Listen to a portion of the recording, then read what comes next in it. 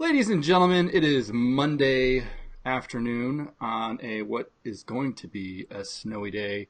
We're back for another glorious episode of Ask That, and today with me I have none other than Stephen Hicks. Stephen, how How's are it you, going? sir? I'm doing I am well. doing great. I'm Good, doing good. great. So we're gonna get a little personal today, aren't we? Yeah, we might do that. All right. So just for everybody who's watching, let's be clear. There has been no rehearsal. There has been no questions that have gone back and forth in this conversation we're about to have. And before we get into talking about rejection and fear, why don't you give a quick introduction for everybody? Introduction of myself, Yep. or kind of introduction of where that comes from. Nope. Let's talk about you first. Okay, cool.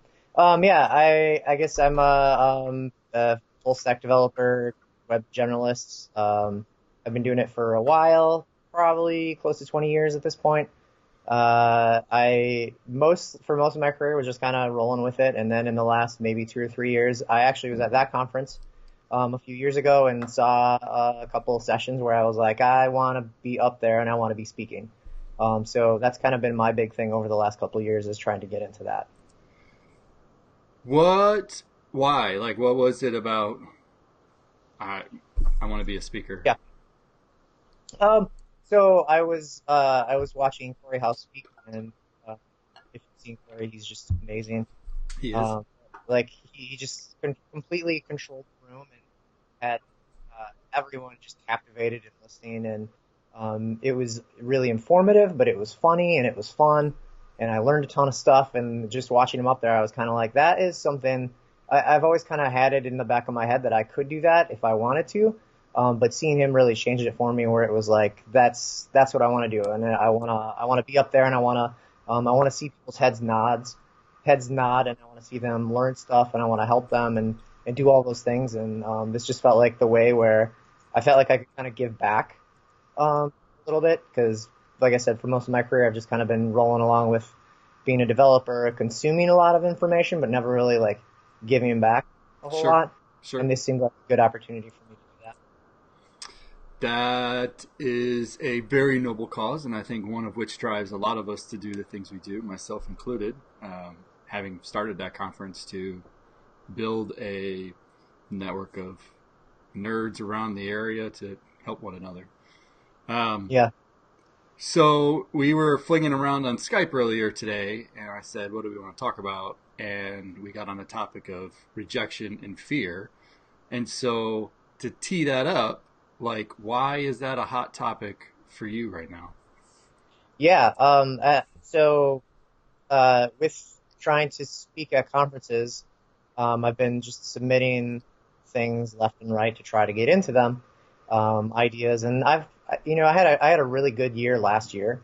Uh, I I got to speak at that conference, which was like kind of a dream for me. Like that's where it started. And in addition to that, there were maybe five or so other conferences that I got to speak at, and it was just like, yeah, things are really rolling, and this train is leaving the station, and I feel like things are going great.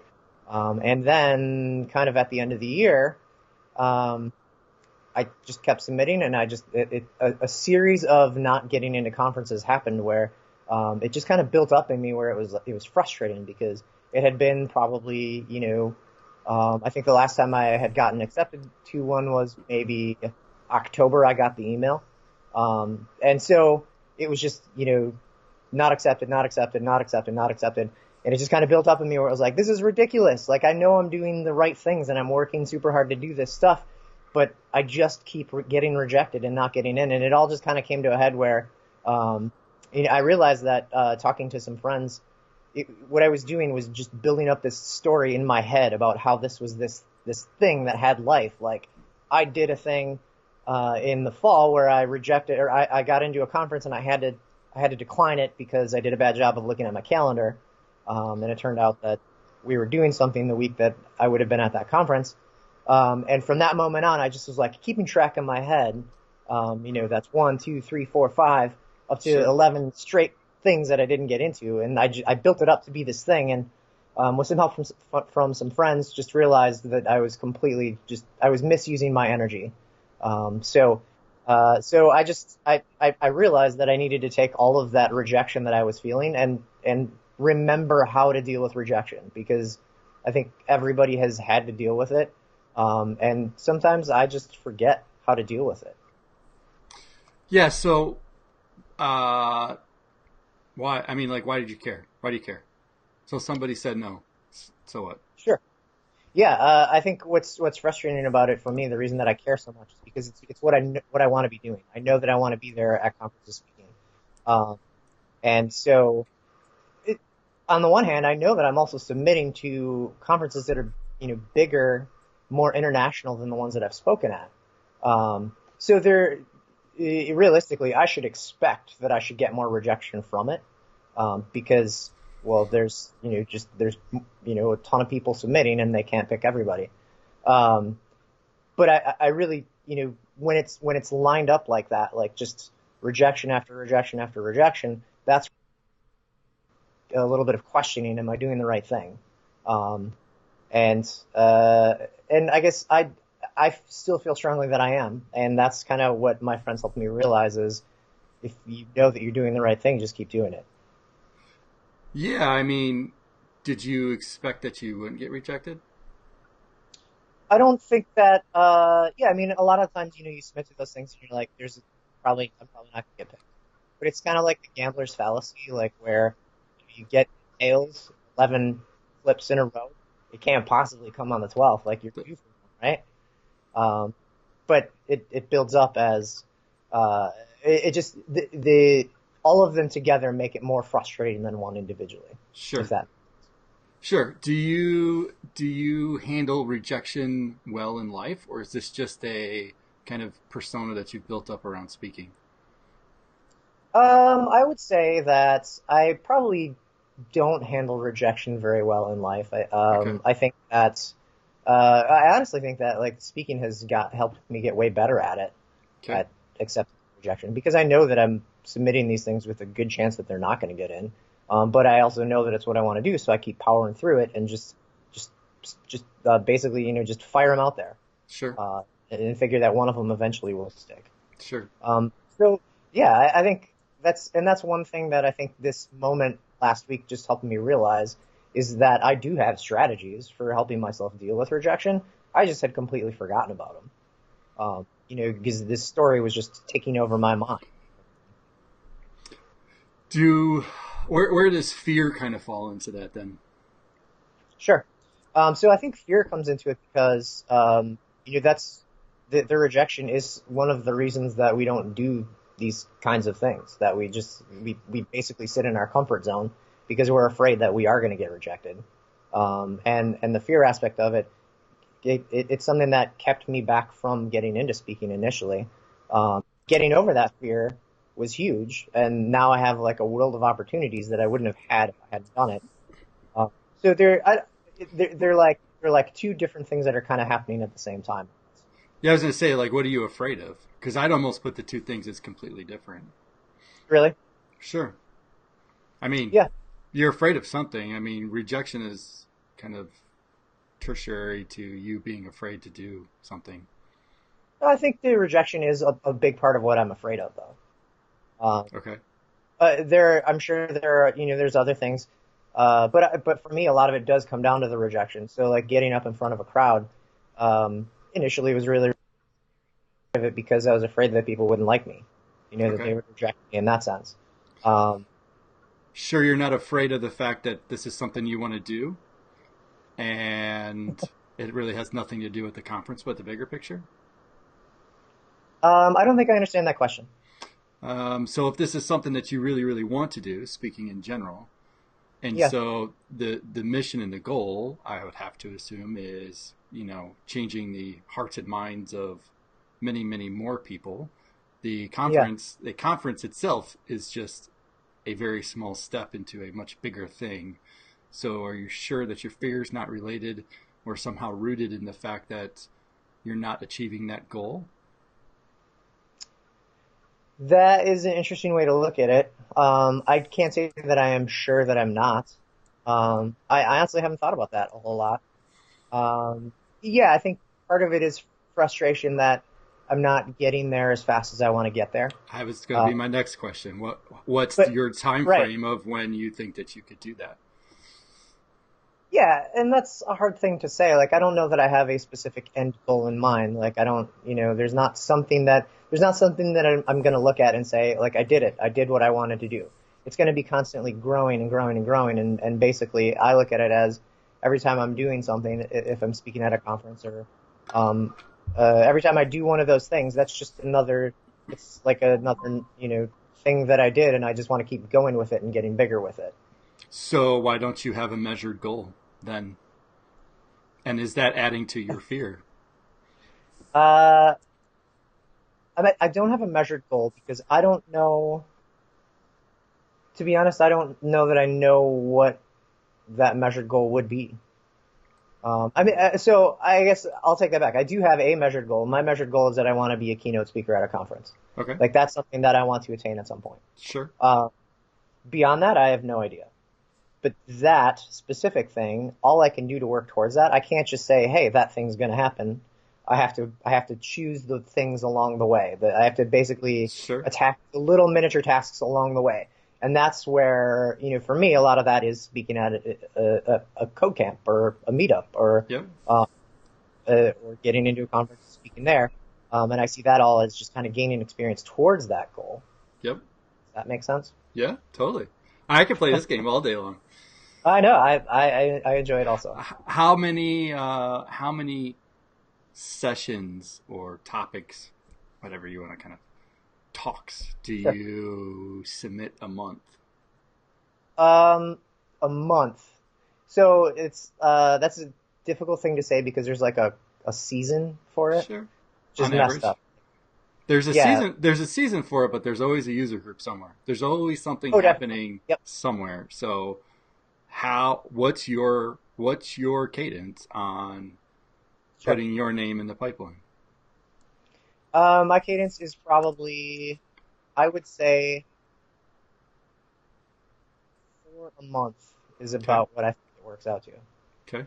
I think in a given year, there's probably 48 things that I say that I want to do, and maybe a quarter of them that I actually do. Okay. So, what is your measurement right now of feeling like productive and successful? Like it's 2018, it's March. How does Yeah. Steven get to December and go, I did something good? Um, I think a lot of it is basically if I know that I push past fear to do things. So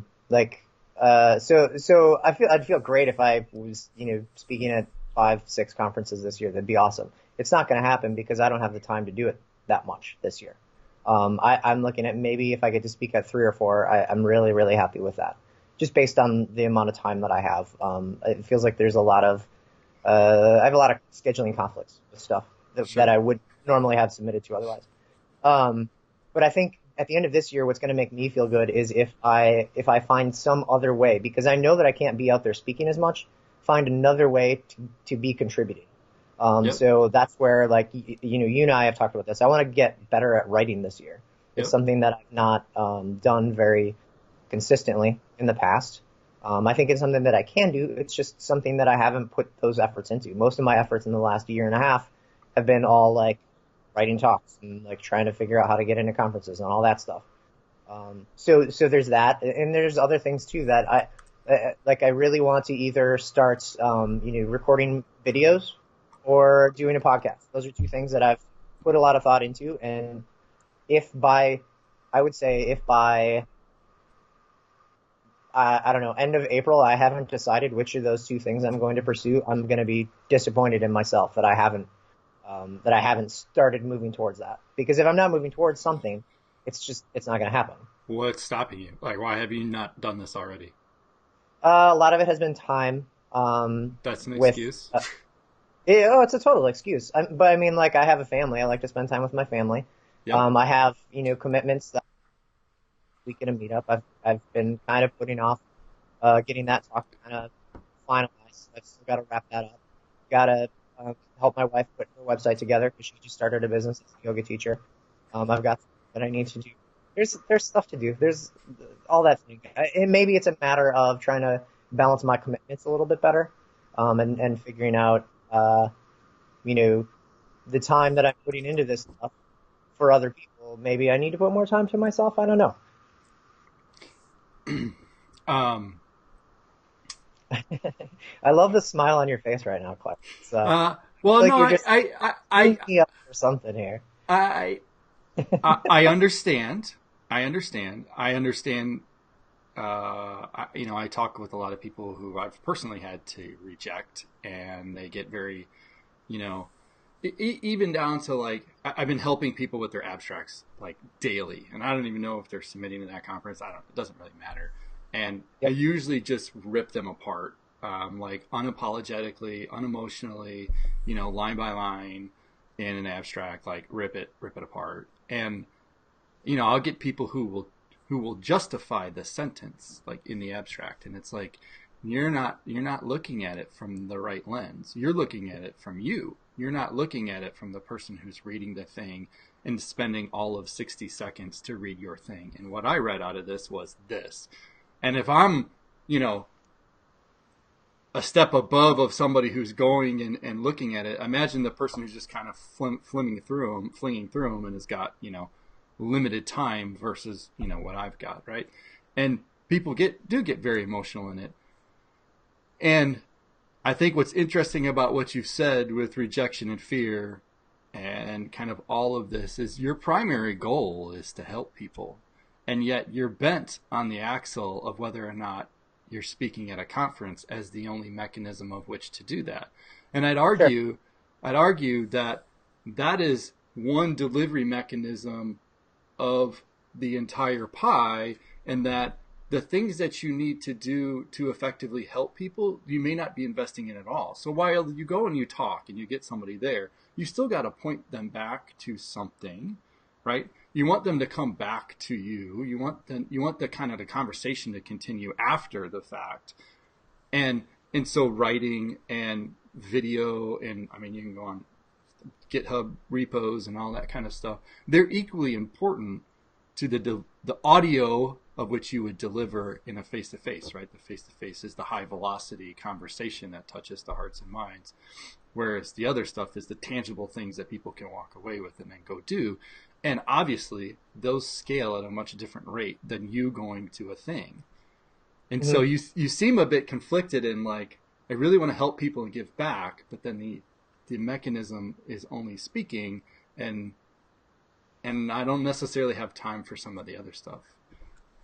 And I think Yeah. it's all contributing to your fear.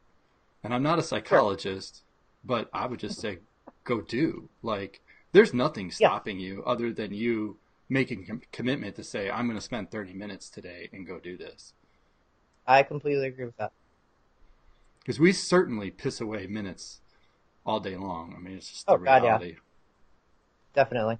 Yeah, I agree with that. I think, yeah, I definitely that is a focus for me, because it's the one thing that I, I, you know, I had always thought about doing those other things, and they never seemed to like feel like the thing that I wanted to spend a lot of time doing. And then speaking was the thing that I felt like I really wanted to spend a lot of time doing. Sure. And so yeah, and that's where for me, I'm trying to figure out. I am trying to branch out into those other things.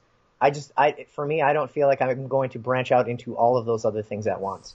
And just as a person, I take a more cautious approach to those things. Um, There's the and fear. so what's that? There's the fear. Why Yeah, why totally. why take a cautious approach? Like, Yeah, I mean, like I'm trying to get better at it, but I take the cautious approach. Just it's I think of myself as a reliable person, and I think if I do something crazy, I worry about leaving the people behind who I was being reliable for. You know what I mean? what if So it what so if it doesn't work anymore? I mean, what if the thing you did was just wrong? sure. Like, so what? Yeah, I feel like that's a different thing to me. Maybe it's not. You're totally right. Who cares? It doesn't matter. That doesn't mean that I don't feel that way though, you know? Like I want people to like me. In the end, that's all I want is I want people to be happy that, they not only they learn stuff, but they learn stuff from this guy who's really nice. So if the thing you were doing, let's say you started blogging or writing, whatever, and you're pumping out a bunch of stuff and you just hate it, but there are thousands of people following you, but you just hate it. Like it's a grind. Are you going to keep doing it or are you going to stop? What I would like to think that I would do about that is if there's a part of it that I do like, or one specific aspect of it that I like, or some specific way of doing it that I like, and focus on that. But yeah, if it's going to be something that I'm not enjoying, I'm not going to do it. If that means I am turning away helping a whole bunch of people, um, then I'm sorry. But yeah, like I have to enjoy what I'm doing, and I think it would be a lot for me to not enjoy it. I Never don't know know. what caused it, but it could happen. Yeah. I only say that because I have found, not just personally, but through other people too, is that when they actually, you know, everybody makes steps that are wrong steps. Everybody finds something else about themselves that they don't necessarily want to do anymore, or the gig changes, or family come, whatever. It doesn't really matter. Shit's going to change, right? Mm. And so you're going to have to be able to adapt to whatever that thing is, and stay true to kind of who you are. And if the people who you're helping or working with feel like you have provided them a thing, whatever, they're still going to continue to be part of that and the thing that's around it, and the mechanics of whatever. I don't think is Yeah. it's a period in time, right? We, who would have ever guessed that Medium would be what it is today, right? Right. But there's really no excuse for anybody to say, well, I can't write. It's like, bullshit. Go sign up and go do it, because you can, and you could have something out there tomorrow, and it's just not that hard. Yeah, it's definitely not that hard. It's all about overcoming the fear of, for me at least, it's Yep. overcoming the fear of like, what if I do this thing and people don't like it? Yep. Or what if I do this thing and I look stupid? Yep. I don't want people to think I'm an idiot. That's a big part. And the reality is that's going to happen. Like, your first Sure. one is going to be, you will be stupid about it, and your 10th one will be certainly much better than your first ones will have ever been. Definitely. And we could use David Neal as an example with all his drawings. I mean, when I was talking to him the other day, right, I forgot how bad he was in the beginning. I say bad, Yeah. but you have to get over that like psychological hump of like putting things out there and it being graded on this global scale, to like just doing and giving back. And then now now you look at David's stuff and you're like, I just always thought he was like that. I mean, it just totally erased from my mind that he's had a 2-year learning curve of Yeah. how to draw better and all that kind of stuff. So, which has refined his speaking and his messages and all that. Definitely. So let's dive into some of your strategies. So you submit a lot. You feel like you're doing the right thing. What Yeah. are these right things you speak of, Mr. Hicks? So right things, I guess. I mean, if we're talking specifically about like what it is that I'm submitting, the right things I Well, think are things that you alluded to, which is like just consider who this thing is for. You're writing this abstract for two audiences. You're writing it for the people who are going to be there yep, because they're going to pick yours over somebody else. But before that, you're writing it for you and the review board who don't have time, like you said, to have that conversation of like, hey, I read through your thing. I spent 3 minutes reading yours out of all these, and I think that this thing might be different. Is this what you meant? It's that nobody, they don't have time to do that. So you basically have to, it has to be, not a sales pitch, but it has to be pitched to the reviewers as I'm a person who can communicate something to an audience, teach them, and help. So I think that's the biggest thing for me is I've seen a lot of abstracts that are just like I'm this person and I do these things and here's a bunch of things that we're going to talk about. When in reality, like I'm not going to go to a session if I'm not going to learn something from it, or I'm not going to feel better about myself going away from it. yep. Have you ever reached out to the organizers that you submit to? I do. I generally don't reach out before, as I'm guessing you know, Why not? for help. Um, I, I don't know. I just never thought about it, quite honestly. It's a You thing sh- that, yeah, I would have expected that it would have been maybe frowned upon. But what? I mean, is there some rules in this game? Like, no, I mean, yeah, it's just one what of those what things that on I thought, earth would be frowned upon? I don't know, unfair advantage or something. I don't know. It doesn't make sense. You absolutely should. I mean, I Yeah. I would reach out to an organizer and ask a whole series of questions, like what's the audience that you have, like what kind of content do you think would be applicable? Are there places what's your theme for the year? What's your goals? How can I help you um, get to that, and where would I fit in that bigger message of things? Yep. So Yeah, I think yeah, that makes. do it Yeah, I've for sure. definitely reached out afterwards for review. Like, what did you think of it? And I think I guess it's not often that I get response on that. If I do get No, response, it's usually like, no, there were just so many.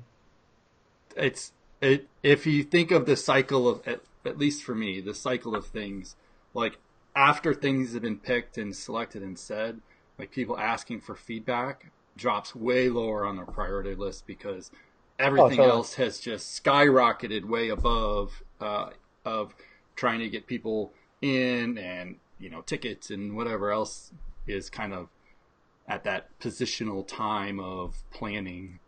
Um, Yeah, but it makes a lot of sense. but ahead of time, I mean, I spent 2 hours Saturday morning reviewing abstracts for folks and giving feedback, and it's an everyday thing for me right now. And obviously, in our now this is that conference, but and in our Slack channel, there's people who are graciously helping one another, with all their stuff. Yep. So,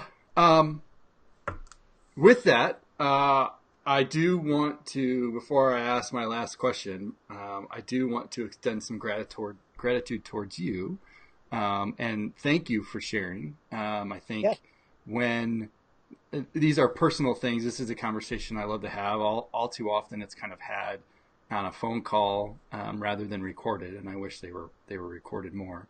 Yeah. I know it's hard to kind of peer into oneself and share the personal side of this, and I know that everybody is there, has been there, will be there. We all have an affinity to be liked and to do the right thing, and we want to feel good about doing it. And I love to play this so what game. It's like, yeah, well, this, so, and then this, so, and then this, so. And so, thank you for doing it. Thank you for sharing back in the community and doing all that stuff. Which Yeah, brings you bet. me to my last question. For those who are in the same position or feeling, remember Yeah. back to when you got started. How would you give somebody advice to get started? Um, so I would say I think the biggest thing for me right now is remembering to watch my self-talk and manage my self-talk and make sure that rather than talking myself down and getting frustrated and saying negative things, I'm very conscious of building myself up and looking at the things that I have done, and looking at all the positive things that are coming out of it and the people that I've helped and the emails that I've gotten from people who are like, "This was so amazing and thank you for it," and just making sure that I'm conscious of those things and not the things that are maybe frustrating at the moment. Um, yeah, that's probably the biggest thing for me. I love it. It's great. Yeah. We as an industry get too bent around the axle on negativity, whether that's in Uh, our own teams, whether that's trying imposter syndrome and being better than one, I'm not good enough or whatever. We really have to stop that epidemic. Yeah, it's in our nature to find problems, and we definitely do it with ourselves just as much as anything else. Yeah, totally. All right, Yeah. sir. Well, how can people get or find you? Probably the easiest way is on Twitter. Okay. On Twitter, I'm at Popowitz. That's Pepopowitz, but you'll link to it. That's pretty much the best way. Okay, I have a website. It's going to be updated more often than it has been in the past because I'm going to write more this year because Clark told me to. that's right. You are. I'm gonna keep you accountable. I am. All right. Awesome. Well, Thank you. well, with that, that is another wrap on Ask That. Smash that like button. Share us. Comment below. You've got Steven's information. It is not only in the notes, but it's been on the screen for a whole bunch of time. And we will see you tomorrow.